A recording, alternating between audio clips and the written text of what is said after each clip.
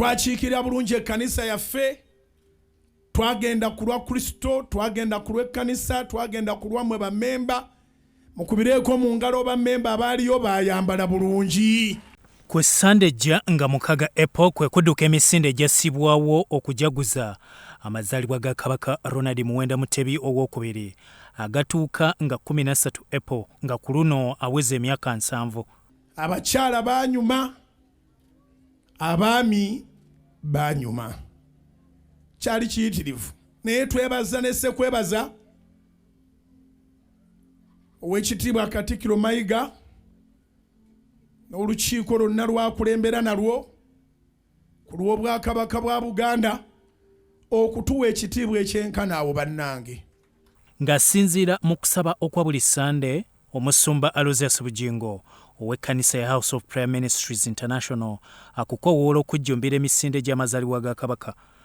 So tweteeseteese tugenda kudduka emisinde egyo bulungi nnyo. Bw'oba olowooza ng'osobola okundeka twesangeyo. Bw'oba olowooza ng'osobola okundeka twesangeyo. One lighter note, omulundi ogenda okusooka okundabako mu kinu.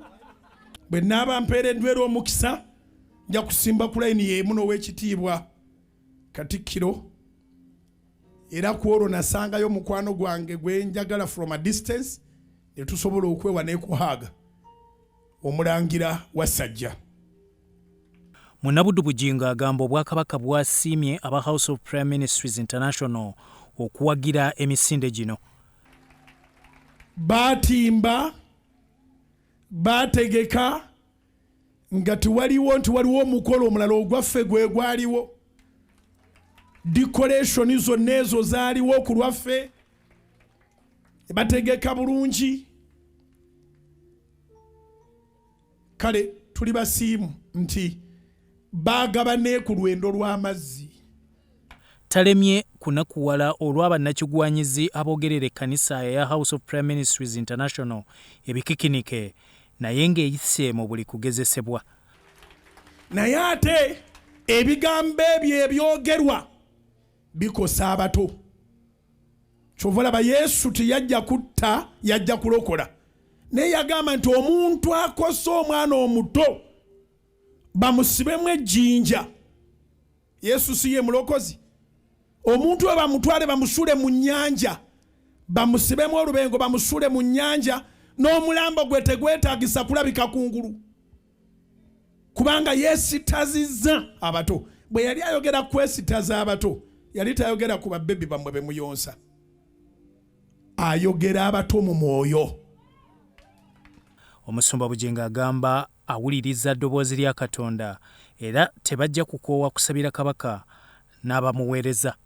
Bagamba nti akiika embuga amanya ensonga. Essaala zonna ze twali tusabye wano, wadde twabanga tusaba Katonda nga tusabira Ssaabasajja Kabaka, baziraba nabo. Katikkiro bw'ayogera ekigambo tobaako kyowakana. Yantuma okubagamba nti mwebale okusabira Ssaabasajja. Yantuma okubagamba nti mwebale okumusabira, mwebale okusabira olukiiko lwe lwonna. Nansaba bw'ati nti twongere okusaba, naye tusabe nga ng'essaala eva ku mutima. Omusumba Bujjingo alaze okunyolwa olw'abafiiriddwa ebyabwe mu mataba agakubye Kampala ne Wakiso, abamu ne bakuba emiranga olw'obulumi obw'ebyabadde ebyabwe. Tusaasira abo bonna enkuba beeyonoonedde ebintu, ate ne tusaasira nnyo nnyini abo bettidde abantu baabwe. Katonda abagumye era abazzeemu amaanyi. Abatukuumire Mukama mu linnya lya Mukama ffe Yesu. Bya Ora Gabdio, Sorot TV, Omunyo.